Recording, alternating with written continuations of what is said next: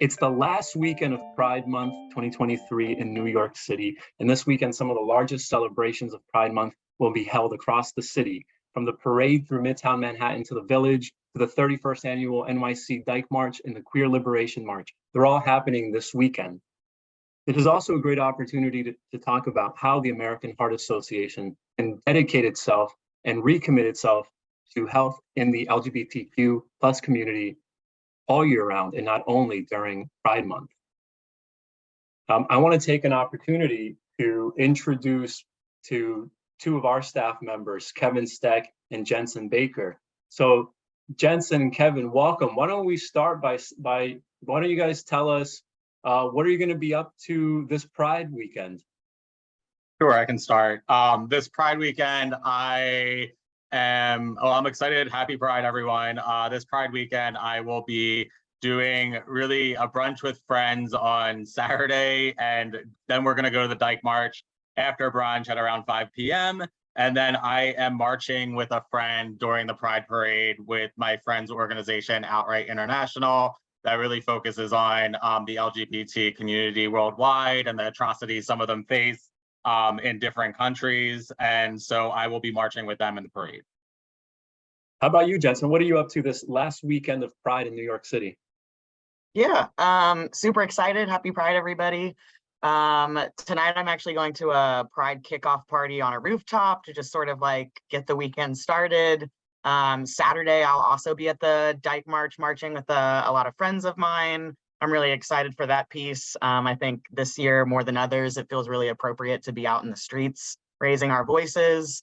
And then I'll be, just at some regular Pride events. I'll be going to the after Dyke March party at $3 Bill that they host every year. And then on Sunday, I have a very close friend who's DJing a Pride party as well. So lots of activities. Yeah, Pride is such a great time in the city because it really shows how unique and how special New York City is. And part of the reason why the city is so important is so special because there are so many talented people and powerful institutions like the American Heart Association doing great work. Kevin, why don't you tell us about your role at the American Heart Association and what you do to help impact the health of the community? Sure. So at the American Heart Association, I am the Go Red for Women Senior Director. And so basically, I am in charge of fundraising for the Go Red for Women campaign, which was started about over almost 20 years ago.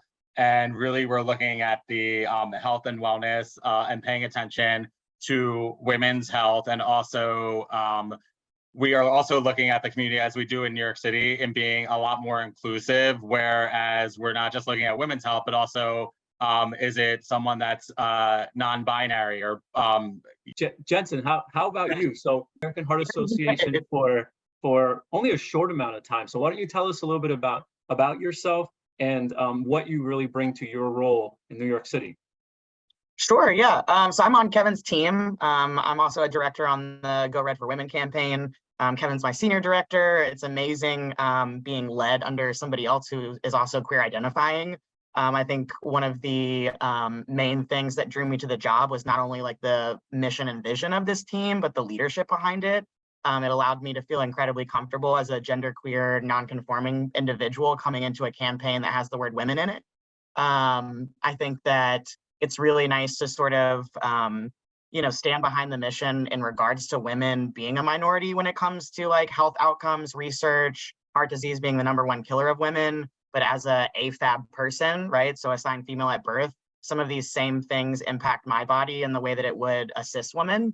And so I just really appreciate being a part of a team that helps to fundraise for that mission, but also hopefully I'm bringing like a different sort of perspective on inclusion and how we can sort of reach the community that I sit in, that this information is also important to.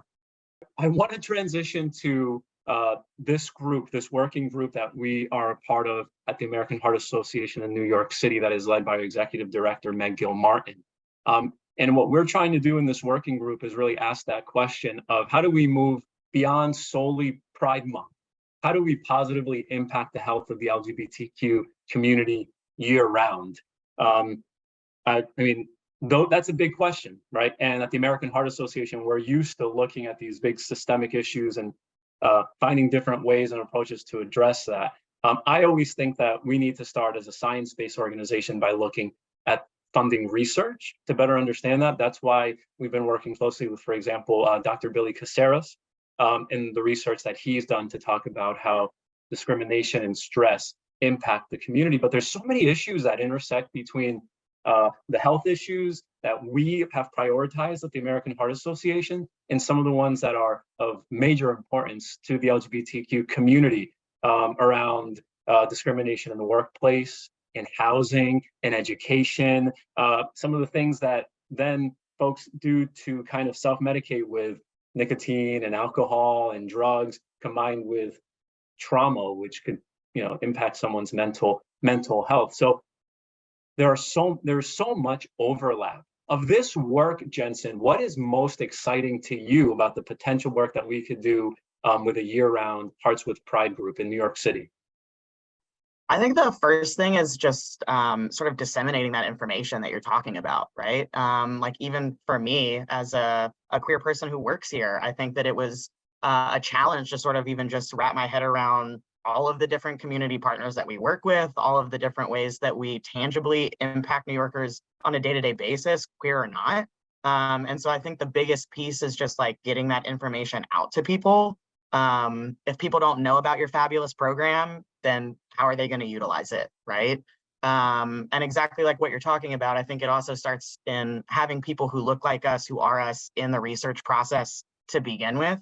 I don't think you're ever going to see any different sort of outcomes unless, like, our own people are behind pushing those initiatives and research within our own community.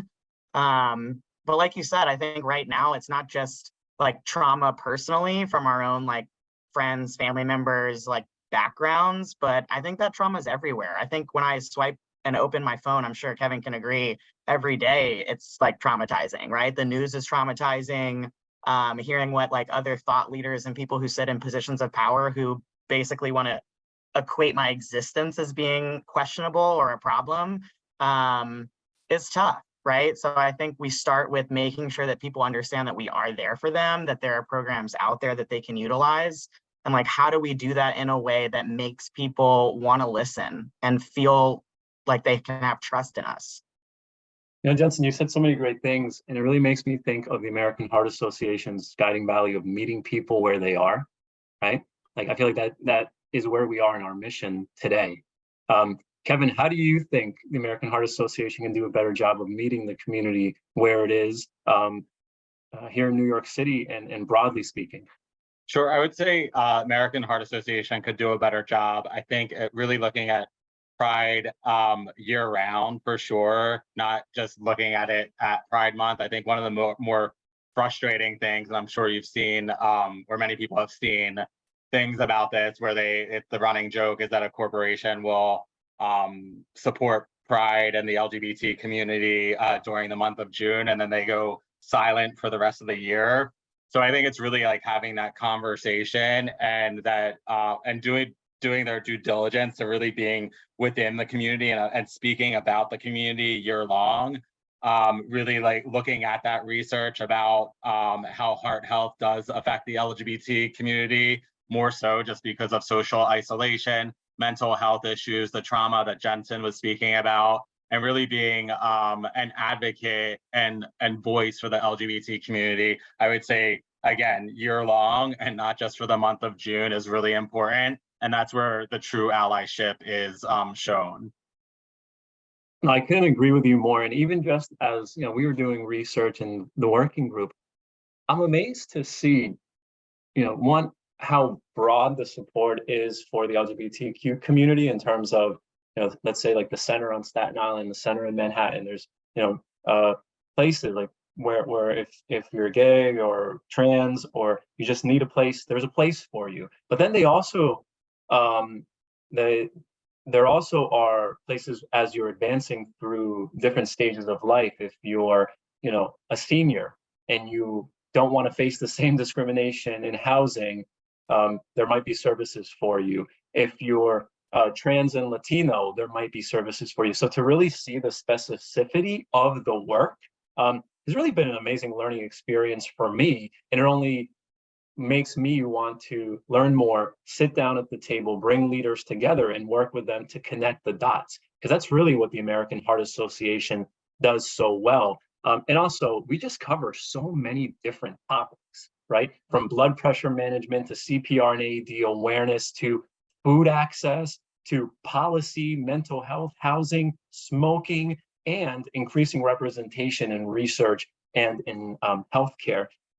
There are none of those topics, I mean, all of those topics, I should say, impact the community. So it's almost less of like, what can the association do year round? And it's almost like, how can we leverage all of our resources to the advantage of the betterment and health improvement of the community? Because we already, it seems like we have everything in place, and it almost takes leaders like yourselves to kind of point the ship in the right direction.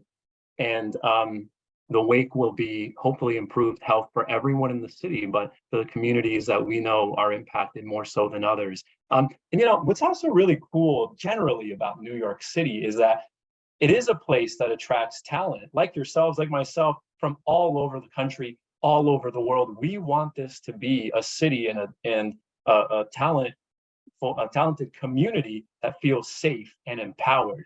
So I said we were only going to take a few minutes. I would like for each of you to leave us with a closing thought. Jensen, why don't you go first? We've covered quite a bit, right? Yeah. And I think that sometimes things can just feel like incredibly overwhelming, right? So I think my final thought would just be like, Pride can't be canceled. Your existence can't be canceled. Like, we're here, we're not going anywhere. And it only impacts like the health and wellness of New York as a whole to take care of some of its most marginalized people. Kevin, how about a few closing words? So a few closing words about Pride. Definitely want to wish everyone happy Pride. It's definitely been not the most joyous Pride that I've had for a while, for sure. But then I look back, I mean, I did work in an organization before the American Heart Association for an organization called SAGE, which is the acronym used to be Services and Advocacy for GLBT Elders. And really look at, and what we really did was work with the older gay population, and just some of the stories that I used to hear from this population, given that this community, now the older adult population, they were the ones who really had to deal with the true fight for equality. They were the ones on the front lines of Stonewall. They were the ones who've dealt with the pandemic of AIDS in the 80s, and they've been through a lot. And even though that sometimes I do want to give up the fight in this country, I just look back and think about those stories and the fights that I'll call them our ancestors had in the past 40, 50, 60 years, and the trials and tribulations that they had. And that lifts my spirits up a little, because just hearing their stories and connecting them and thinking about them and the struggles that they had, that really makes me want to fight more for equality. So definitely don't want to give up, but even though it can be discouraging sometimes, but that helps me get through and want to fight and celebrate Pride all year long. So yeah. Well, thank you so much, Kevin. Thank you, Jensen, for joining me for a few minutes to celebrate Pride Month and also to help us continue this conversation beyond Pride Month for year-round engagement, and to help us improve the health of everyone in New York City and around the country and around the world. Thank you so much, and happy Pride.